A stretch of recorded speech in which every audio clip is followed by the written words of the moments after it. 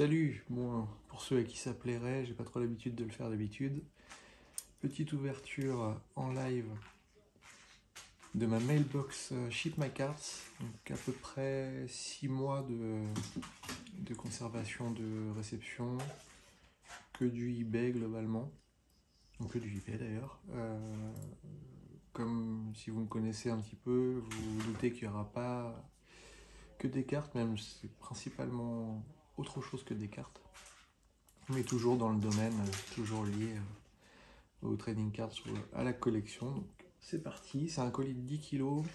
Si vous avez des questions par rapport au coût, comment j'ai rapatrié le colis, combien ça me coûte, n'hésitez pas. Mais dans le détail, je pourrais vous donner les infos. C'est quand même, sur le long terme, ça revient quand même cher, hein, faut pas se leurrer. Je pense que les tarifs vont augmenter, enfin j'en suis même sûr. Quand on reçoit autre chose que des cartes à l'unité, ça chiffre assez vite. On est souvent sur du 10, 15, 20 dollars pour chaque item. Donc ça peut vite être assez violent à la fin. Là il y a une vingtaine d'objets. Mais on voit quand même que la qualité du service est au rendez-vous et ça c'est top. On voit que déjà leur plateforme fonctionne bien, le site fonctionne bien. On est rapidement prévenu quand nos achats arrivent. Les photos recto verso c'est bien. J'ai eu à faire 2-3 petites remarques, notamment sur des coûts, sur des choses que vous allez voir qui me semblaient un peu trop haut. Et puis ça a été revu à la baisse. Voilà, donc globalement le service client fonctionne bien. Et puis l'emballage, c'est toujours un plaisir. C'est Noël. C'est Noël, donc ça c'est top. Alors c'est parti pour le premier. Alors je sais globalement ce qu'il y a, mais forcément chaque petit paquet devra apporter son lot de surprise. Allez, je vais accélérer.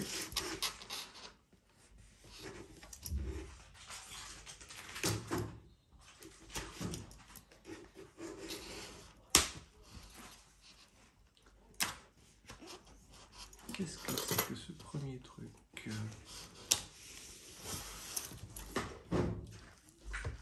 Top, une plaque aimantée Fleer Skybox International pour les revendeurs. Ils mettaient ça sur pas sur leur frigo, mais ouais, sur les vitrines, sur les meubles d'accueil. Top. Quand même une bonne taille. Hein. Et je pense qu'il y avait autre chose, j'avais acheté autre chose à ce vendeur. Ouais, un sticker de vitrine, donc inversé logiquement. Voilà, le jour où j'ouvrirai ma boutique de cartes, on sera prêt. On aura la décoration, on n'aura pas le contenu, mais on aura la décoration, c'est bien. Alors, deuxième, photo inside. Ah oui, ok, il y a une protection, il y a un top load.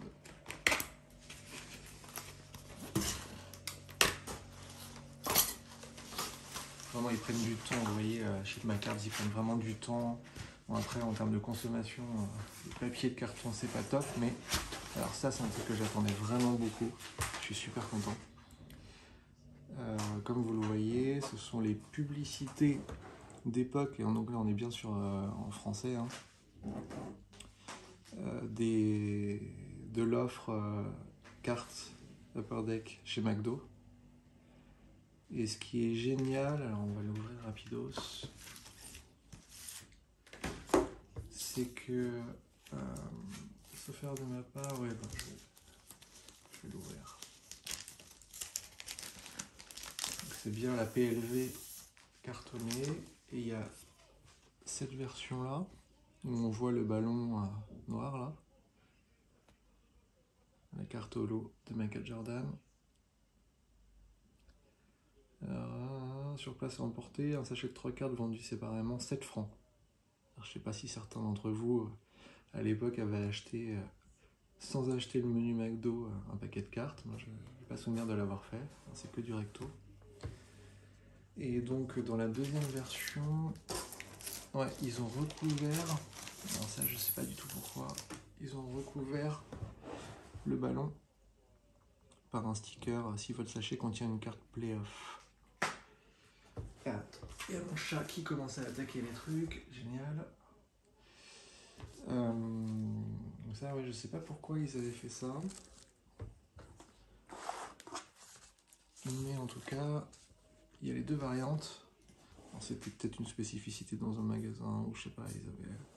Ouais, je comprends pas pourquoi ils avaient recouvert le truc. Alors par contre, il manque quelque chose dans cet envoi. Il manque quelque chose, il manque un menu en fait, les petits menus dépliants. Donc, je vais peut-être le retrouver après, on va voir. J'espère. Ça, PLV, c'est vraiment très cool et vraiment très rare. Est-ce qu'il y avait autre chose là-dedans? Non. Et c'est pas une bonne nouvelle. Bon, je verrai ça après. Mais effectivement, normalement, il manque un menu papier. C'est pas grave. Alors après, troisième item. Là, non, je vais passer avant parce que sinon, mon chat va tout défoncer. Non. Hop. Ça, c'est toujours dans la veine McDo. Vous allez me dire, qu'est-ce qu'il nous a acheté ce taré? Ouais, je sais. Un plateau original. Un plateau original de chez McDo dans les années 80-90. Ça, c'est plutôt 90 en fait. Neuf. Alors, j'ai acheté ça à un mec qui a un stock de plateaux. Ne me demandez pas comment il a récupéré ça sur mon déchargement. Et pour découvrir ce que je vais en faire, écoutez, je vous propose et je vous conseille d'essayer de venir au Paris Card Show le 1er juin.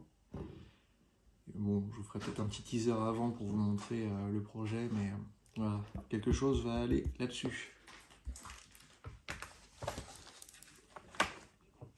Un autre objet. Alors ça c'est vraiment cool, je sais ce que c'est. Je vais peut-être avoir un peu de mal à vous le montrer. Ouais, c'est vraiment cool. Là aussi, vous allez me dire que je suis complètement taré. Mais c'est pas grave.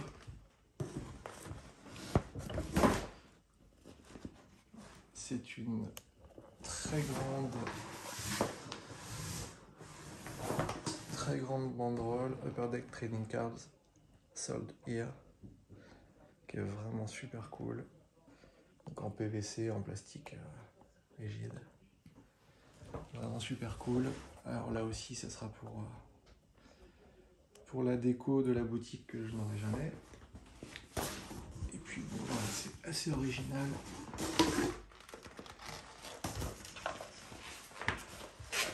Si vous avez des questions sur la raison de cet achat, c'est pas la peine. J'ai pas de réponse. Un achat impulsif. Non, c'est pas vrai. C'est pas un achat impulsif. J'avais vraiment, ça faisait longtemps que je le suivais.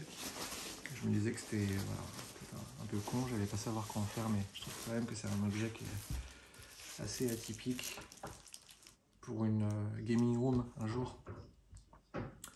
Encore un objet promotionnel pour les dealers de cartes. Je crois que c'était pas au même vendeur, mais il y a deux vendeurs sur eBay qui ont fréquemment des choses comme ça. Donc là, c'est un petit panel en fait qui se plie en trois, enfin, qui forme un petit présentoir.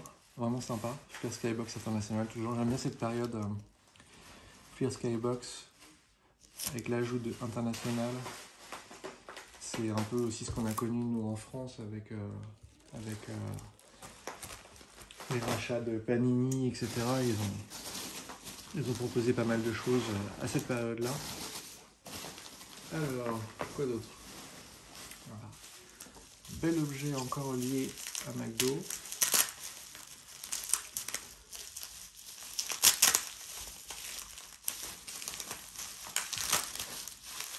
neuf. Alors pour la... Ouais, ça c'est super cool. Elle est vraiment nickel. C'est une casquette, comme vous le voyez, du McDonald's Championship à Paris, 97 évidemment, avec les tags, avec les étiquettes neuves, vraiment super état. Malheureusement il y en a en vente de temps en temps, mais qui sont souvent hyper délavés. Là ça se voit qu'elle est vraiment hyper clean, elle a bien été conservée. Elle est vraiment blanche, et puis il y a encore même le tag à l'intérieur. Là aussi, je pense que vous en saurez un peu plus pourquoi je récupère autant d'objets McDo Championship. Si vous en avez, n'hésitez pas à me les proposer, que ce soit à la vente ou potentiellement juste pour un prêt. Voilà, je communiquerai assez rapidement là-dessus, mais voilà, si vous avez des objets relatifs au McDo Championship et que vous êtes prêt à les prêter juste pour un événement, ça serait vraiment top. Et à les vendre, ça serait encore mieux pour ma curiosité et ma collectionnite aiguë. Alors quoi là? Ah oui, ça, je pense que c'est 3 achats au même vendeur que j'avais là aussi dans ma wishlist depuis très longtemps, mais à chaque fois je rechignais un peu parce que 15 $, 20 $ de frais de port à chaque fois, plus les taxes, parce que j'en vois jamais pour info sur l'adresse tax-free chez Shipmakers. J'ai pas envie de me prendre la tête, augmenter les risques de perte entre les deux adresses, les délais aussi, même si là j'étais pas vraiment pressé, mais j'en vois jamais. Donc là c'est un joli classeur Spalding. J'en avais acheté un il y a au moins 10 ans au NBA Store, mais qui n'était pas exactement comme ça. Mais celui-là, je le trouvais bien sympa aussi. Tac. Donc, de l'ancienne époque, David Stern.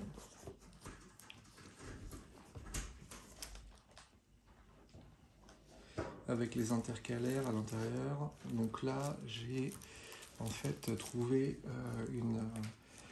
un lot d'une dizaine, non je sais plus exactement combien, 2, 3, 4, 5, 6, 7, ouais c'est ça, c'est une dizaine de feuillets Upper Deck.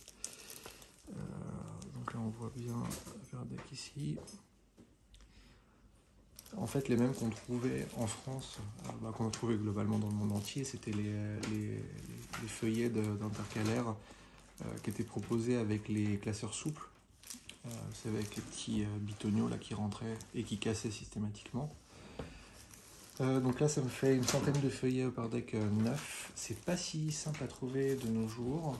Donc j'étais bien content, et ça finalement je crois que c'est le premier achat que j'ai fait il y a à peu près 6 mois, quand j'ai recommencé à acheter des trucs aux États-Unis sur eBay US, parce que j'avais arrêté pendant bien 2 ans, même facilement 2 ans, pour éviter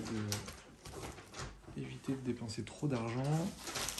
Mais là, j'avais recraqué en voyant ce lot. Alors, on continue. Alors, si vous avez des questions sur les prix aussi, n'hésitez pas, j'ai pas grand chose à cacher.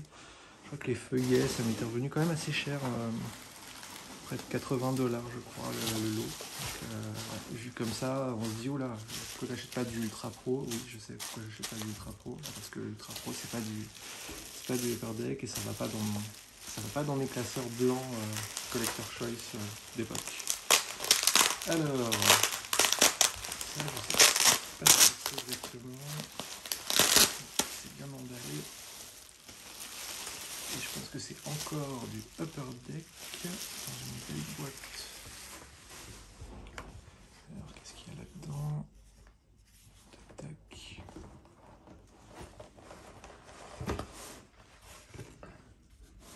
Sympa. Très sympa. Là aussi, ça sera pour ma boutique imaginaire. C'est un présentoir de Direct Dealer Upper Deck, qui est vraiment très cool, vraiment très beau, en bois lourd avec une petite vitre. Bon, voilà, faut aimer la déco qui va autour du hobby, sinon ça n'a aucun intérêt, mais moi j'adore ça. On continue. Ça, c'est un objet qui coûtait assez cher de mémoire. Une quarantaine de dollars, je pense. Donc voilà, tout est relatif. Assez cher, est-ce que c'est très cher, est-ce que c'est pas cher pour vous? Ensuite, ah bah ça je sais ce que c'est, à peu près dans la même veine.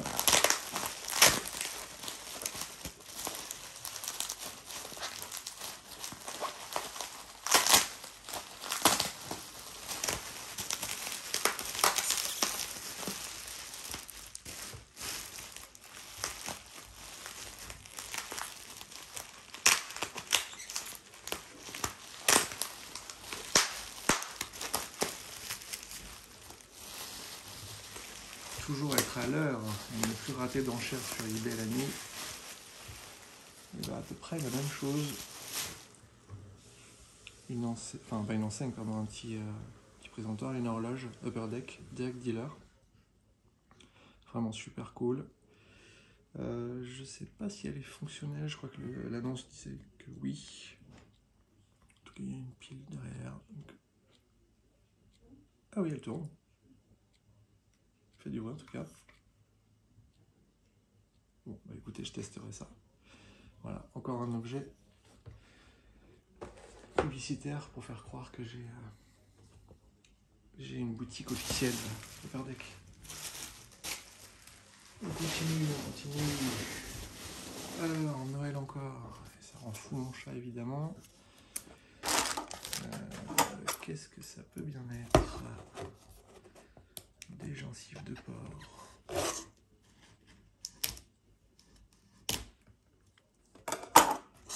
Alors, du papier, encore du papier, toujours du papier. Ça, je crois que c'est mon dernier achat. Alors, on va voir déjà commencer par un petit poster. Alors ça, je pense que beaucoup d'entre vous l'ont déjà vu. C'est un petit poster promotionnel qui se mettait dans les formats A3, dans les boutiques aussi. Pour la collection Skybox 94-95 Premium, attention, ça commençait à taper.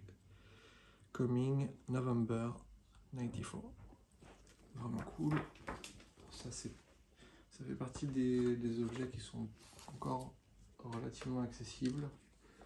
Enfin, ça peut vite quand même taper les 10, 15, 20 dollars voire plus pour certains vendeurs. Alors ça c'est super cool aussi. Deux petits prospectus. Converse Official Shoe of the NBA, et à l'intérieur c'est très bien protégé. De mémoire, ça fait la promotion de Foot Locker. Yes, et c'est pour ça que je l'ai acheté. Je crois que c'est pour l'ouverture de la première boutique parisienne. Un petit flyer. Voilà. Donc rien n'est plus important que vous. Voilà pourquoi Foot Locker France ouvre son premier magasin le 1er novembre 91. 22 avenue du Général Leclerc. D'ailleurs Leclerc en deux mots, non je crois pas. Donc 14e à Paris, et surtout sur présentation de ce prospectus, ce fanion sera offert aux 500 premiers clients de votre nouveau magasin Foot Locker. Avec, qu'est-ce qu'on voit ici, le petit logo Open McDonald's de 91 à Paris. Alors autant vous dire que ce fanion, si quelqu'un là parmi vous, vous avez mon adresse mail, mon Instagram et tout ce qu'il faut pour me contacter, je suis votre homme. Donc ça c'est vraiment cool. Et l'autre, je vous l'avais dit, hein, c'est pas toujours en lien direct avec les cartes, mais on va dire que c'est dans l'univers de la collection. Et celui-là, alors celui-là aussi, c'est un prospectus un peu du même genre. Je ne sais plus exactement pour quel lancement. Lakers, à mon avis, ça va être l'Open McDo. Un petit format très sympa. Ah bah super, ouais, effectivement. Les magasins Top Basket, tout le monde n'a pas connu ça, mais Oui, il y en avait quand même pas mal. À Paris d'ailleurs, je crois qu'ils ont eu plusieurs locaux. Il n'y a pas longtemps, j'avais trouvé un beau sticker de Top Basket d'origine. Et bon, on voit qu'il y en avait aussi une à Lyon, Clermont, Strasbourg et Nice. Un poster vous sera remis sur présentation de ce ballon dans l'un des 5 magasins de Top Basket. Voilà. Si vous avez des souvenirs des magasins de Top Basket, ou encore mieux des photos, n'hésitez pas. Je suis toujours preneur de ces archives qui sont à chaque fois exceptionnelles, replongées dans l'univers des magasins qu'on a connus dans les années 90. Alors, petite boîte très légère, qu'est-ce qu'il y a là-dedans? Il y a quelques cartes quand même, hein, mais vraiment pas grand-chose, et d'ailleurs je crois que c'est même pas du basket. Enfin, j'en suis même sûr. Peut-être un petit peu trop de scotch, mes amis. C'est pas grave, on va y arriver.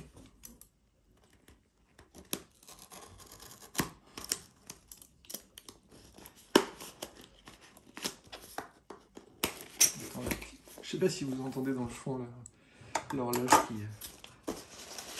fait du bruit. Il va falloir que je pense à enlever la pile. Yes, alors ça, ce sont des petites cartes. Alors finalement, je ne sais pas si je vais les utiliser aussi rapidement que je l'aurais aimé. Ce week-end, le week-end à venir, il y a le Paris Manga Show, si je dis pas de bêtises, qui se passe en région parisienne.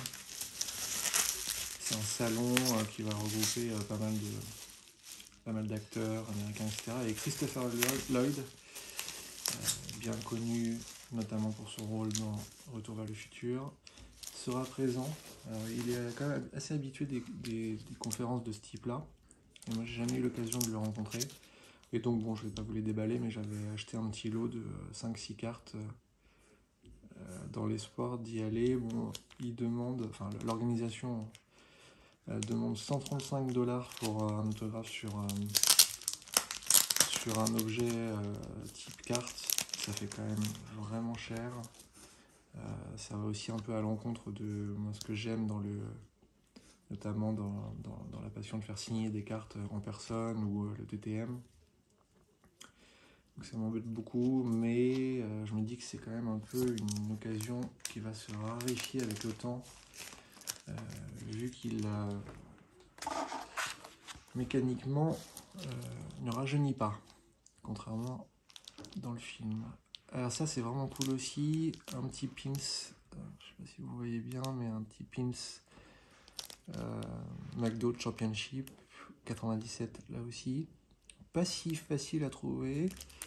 Je ne sais pas où il était en vente, très certainement dans les coursives de Bercy, et peut-être aussi sur certains sites ou dans certains magasins de sport avant et après. Mais finalement, on ne voit pas si souvent. Si vous l'avez eu étant plus jeune, si vous l'avez encore, n'hésitez pas à me dire où vous l'avez chopé. J'adore, c'est vraiment cool. Alors il est signé, c'est en vrai.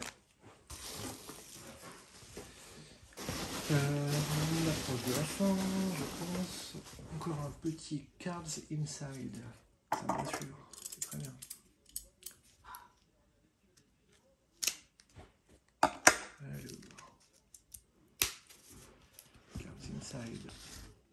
Ah ouais, alors ça c'est un truc que j'ai dans ma wishlist eBay depuis des années, vraiment. Et puis à chaque fois je me dis bon c'est bon, j'achèterai ça plus la prochaine fois. Vous connaissez peut-être ma passion pour la collection SPX 96, pas seulement basket d'ailleurs, tous les sports. Et ils avaient fait des petites promo cards ou prospectus dépliants, notamment pour la partie basket qui est vraiment sublime. Donc, un dépliant, on va retrouver à l'intérieur les deux cartes un peu iconiques de cette collection, parce que voilà, Penny était à l'époque méga star, et puis Jordan évidemment on n'en parle pas. Et c'est un dépliant qui va reprendre toutes les cartes de la collection, il y en a pas énormément, 50 régulars, vu le prix c'était déjà pas mal. Et puis il va s'ouvrir comme ça pour aller présenter en fait Normalement, il y avait un petit papier de mémoire à l'intérieur. Et là, le détail de la collection, la beauté jusqu'au design de la box, des packs et des inserts. Voilà, ça c'est vraiment cool, je suis content de l'avoir enfin récupéré. Ça c'est assez cher hein, quand même, ça tourne autour des 50. Ouais, si on s'en sort bien en moyen état, 40 $, mais en très bon état, c'est plutôt 60. Alors,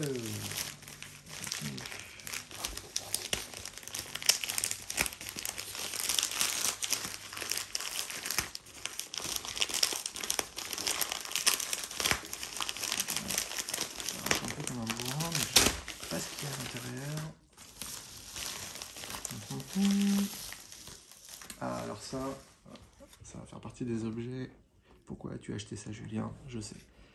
Et en fait, les cartes, alors la boîte est neuve. C'est un vendeur qui avait dû récupérer des palettes entières parce qu'il en vend en permanence. Ce qui m'avait intéressé dans le concept, c'est surtout que c'est un produit qui a été en fait en vente à l'international. Et on le voit bien ici, donc on va voir que le produit était en vente en Belgique, mais aussi en France, à 5 francs prix conseillé.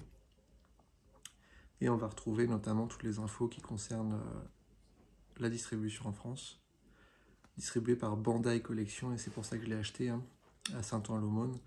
Donc ça fait partie de tout mon travail de recherche que je continue en permanence pour comprendre comment fonctionnait Upper Deck en France, comment ils étaient organisés, quels produits ils ont distribués. Ça va des produits, en tout cas sur la partie Bandai, des produits Cardass qu'on a connus évidemment pour Dragon Ball, Sailor Moon, dédicace à Juju, et puis voilà, tout un tas d'autres produits qu'on ne connaît pas forcément beaucoup ou moins, comme ces cartes Anastasia.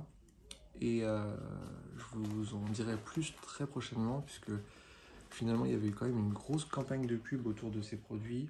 On retrouve beaucoup de publicité dans notamment tout ce qui va être la presse jeunesse, Picsou, Journal limité, etc. J'ai retrouvé plein de pubs assez intéressantes et marrantes pour l'époque. Voilà, donc c'est pas fait pour ouvrir. Si je dis pas de bêtises, il devrait y en avoir une deuxième dans le colis. Peut-être que la deuxième, sait-on jamais. Peut-être que j'ouvrirai la deuxième, mais comme ça c'est pas fait pour normalement. Alors, je vais essayer de garder les enveloppes, on sait jamais ça peut servir. Attention à la planète. Ça doit être un bouquin, yes, alors que je l'avais jamais lu. Finalement, il y a quand même une presse trading cards, enfin pas une presse, pardon, une littérature trading cards aux USA qui est assez intéressante et sur laquelle je ne me suis jamais vraiment trop plongé parce qu'elle est souvent quand même axée pas mal baseball. Bon là on voit que c'est pas que le baseball, mais c'est surtout toute l'histoire de ce fameux Mr. Williams qui a développé son business autour de Upper Deck pour devenir personne assez riche et dominante dans le marché, très dominante, mais il n'y a pas de débat. Donc c'est un peu son histoire. Et ça semble être assez intéressant, donc je vais dévorer ça. Bon, c'est en anglais, hein. Alors je vais le dévorer, mais peut-être un petit peu lentement.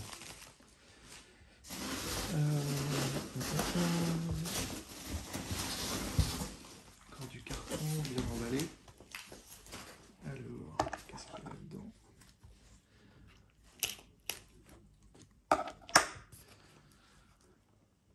Yes, alors, là ça va encore concerner ce que je viens de vous expliquer concernant le sujet de Upper Deck, France, Bandai & Co. Donc, 2 albums, pas Panini mes amis, mais bien Upper Deck, d'autocollant pour autant. Je pense que vous avez quand même été assez nombreux à connaître cet album. Moi je ne l'avais pas fait à l'époque, j'avais acheté des paquets. Donc là c'est une version blister, donc qui n'est pas forcément qui a pris quelques dégâts au cours des années de stockage, mais qui est normalement en très bon état quand même. Oui, l'autre est encore en meilleur état. Et puis voilà, ce que je vous expliquais tout à l'heure. Ce qui m'intéresse toujours, c'est de voir que les versions internationales ont bien été distribuées en France, avec toutes les infos. Et là, Bandai Collection, Saint-Ouen-l'Aumône. Donc même modèle que tout à l'heure, et même intérêt pour moi. Puisque derrière, ça me permet aussi d'augmenter un petit peu l'inventaire de tout ce qui a été proposé en France par DEC. Et là, on revient sur McDo Championship 97 avec un programme. Ça, c'est vraiment pas le genre d'objet qu'on trouve souvent. Déjà, il fallait l'avoir acheté à Bercy. Je ne pense pas que ça ait été en vente à d'autres moments. Les programmes, normalement, c'est quand même assez spécifique sur les soirs, les jours d'événements. Et puis, il fallait surtout l'avoir conservé. Et quand on est à 10, 12, 15 ans, et que ses parents nous achètent un programme, bon, ça fait quand même partie des trucs qui ont tendance à se dégager avec le temps, malheureusement.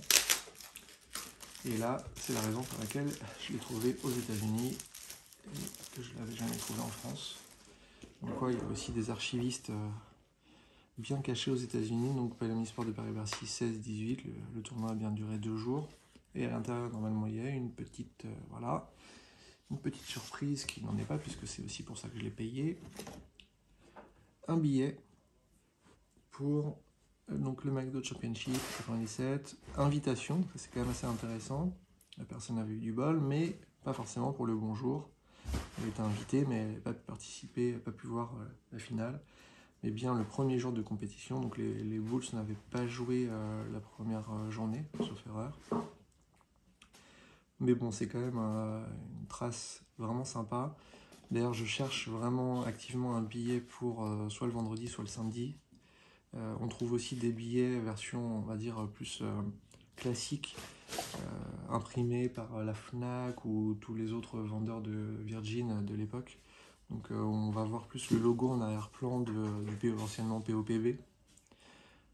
Et pas de billets stylisés comme ça, vraiment designés sympa. Mais voilà, je prends tout.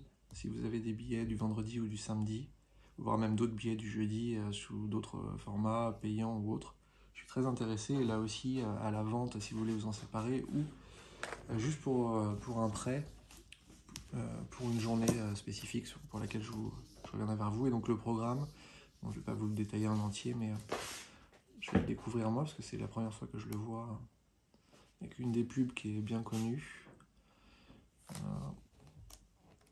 Et puis un peu d'histoire, donc tout ça en français. Hein. Qu'est-ce que ça affichait dans le fin fond du Connecticut? Bah, je sais pas, c'est un peu la magie d'eBay. Et c'est aussi pour ça qu'on passe tant de temps à chercher des trucs. Bon, ça c'est vraiment cool. Enfin, tout est cool. Hein.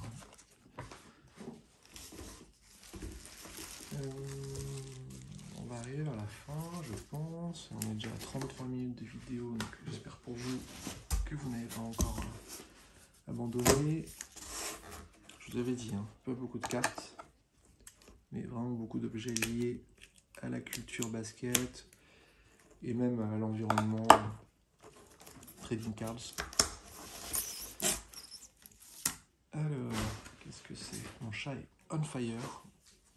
Alors, je pense que c'est encore des affiches. Ah, c'est peut-être le reste de... Ah bah voilà, comme quoi vous voyez, Ship My Cards. Excusez-moi pour le léger doute que j'aurais pu avoir tout à l'heure. Non, très bon boulot. Donc ça, c'est la suite. Alors, entre-temps, je l'avais trouvé... J'avais trouvé, ça m'avait été aussi prêté par Franck Cambus, merci à lui, pendant la rédaction de mon livre Cardsmania. Mais moi, je n'avais pas conservé le mien. Alors, qu'est-ce que c'est? Pour ceux qui ont connu, qui ont eu un peu la curiosité de cette époque, c'est ce qui a été fourni pendant la période promotionnelle de cette campagne McDo,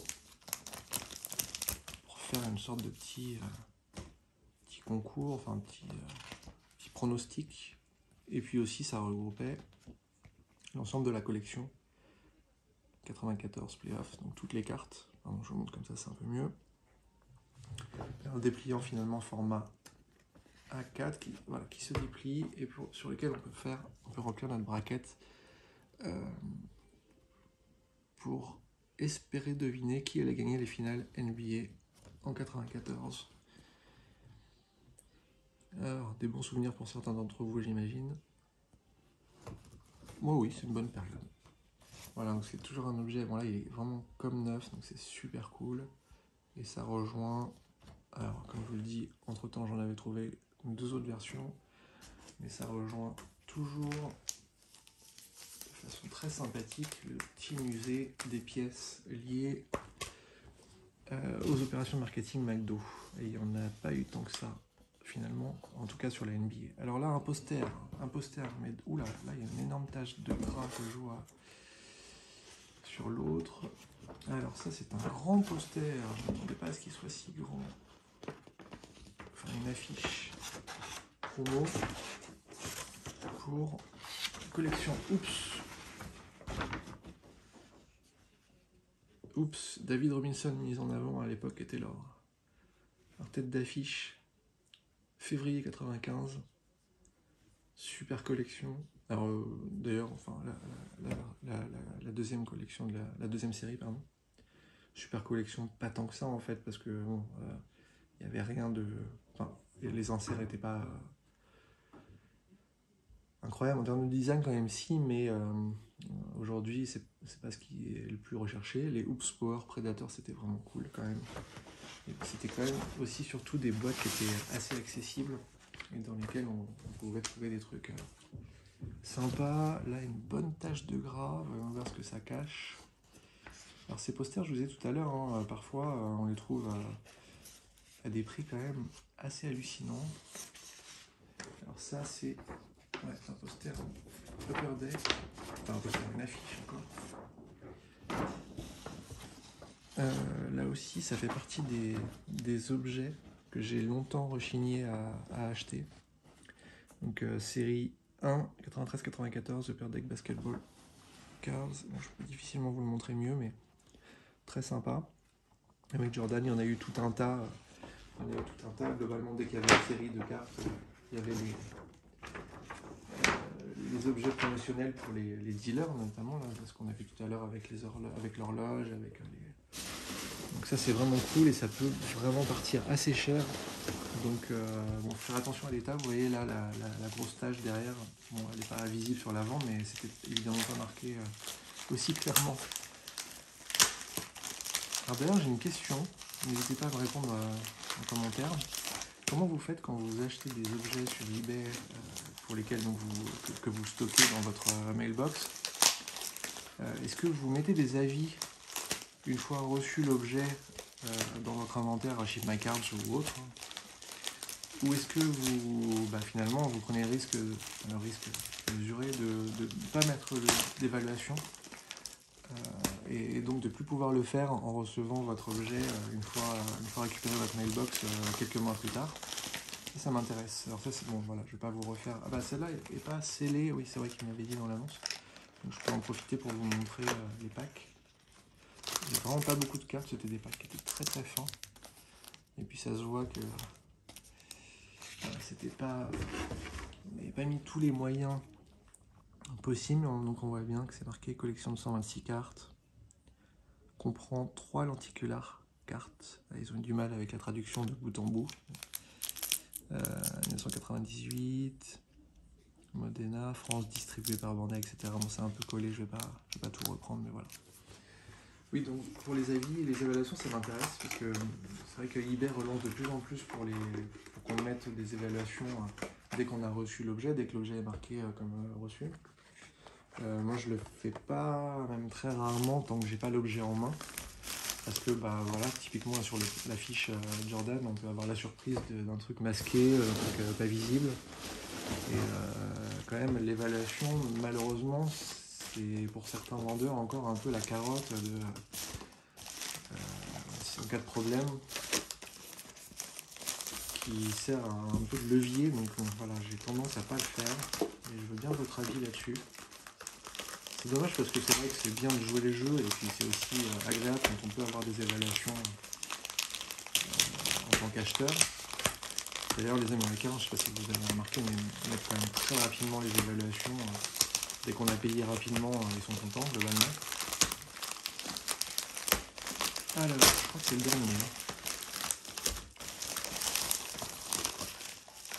C'est encore une boîte.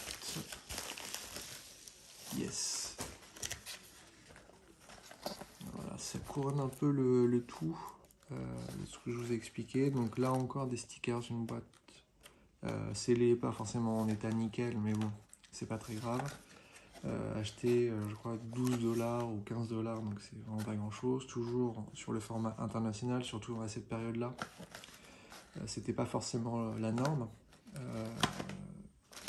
Et on va retrouver donc 100 pochettes. Ça par contre c'était quand même assez big pour l'époque, puisque... non, je vous dis une bêtise d'ailleurs, non, c'était toujours Panini notamment, c'était 100 pochettes. Et on voit bien là, France, Upper Deck France, cette fois, on n'avait pas encore basculé chez Bandai. Dépôt légal, premier trimestre 95, à 2 francs la pochette, ce qui était complètement la norme à cette époque-là. Et on doit retrouver du Upper Deck Collector Choice. Là, est-ce qu'on retrouve Sophia Antipolis? Non. Non, pas là. Mais voilà, ça fait partie des objets que j'avais envie de récupérer. Bon, elle n'est pas scellée et c'est normal d'ailleurs, aucune de l'époque n'est scellée, mais c'est ce qu'on retrouvait, ce qu'on pouvait retrouver chez nos buralistes préférés. Et on a acheté une petite pochette 2 francs pardon, pour remplir notre album. Alors, est-ce qu'il reste quelque chose?